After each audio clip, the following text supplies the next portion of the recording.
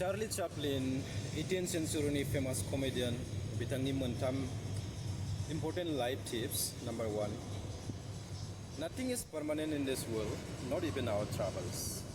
माने जोंनि दुखु जारला गाबनाय मिनिनाय जेबो permanent नङा. Number 2, I like walking in the rains because no one can see my tears.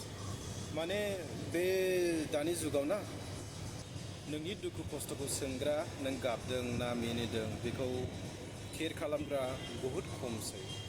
स' गावखौ प्रायरिटि दोन, गावखौ खुसि खालामनो सोलों जेब्लायबो. दा बिथाङा होनदों the most wasted day in life is in a day we have not loved. सानसे मिनियालासिनो थाबानो माने बियो नोंनि जोबथा wasted day. स' दिनैनि दिना थांबाय जोब्बाय जों बेखौ आरोबाव मोनफिनला. स' जों मानो बेखारै वेस्ट खालामनो? स' रंजा, एन्जय, मिनि खुसि था, मानो वेस्ट खालामनो ना? Thank you.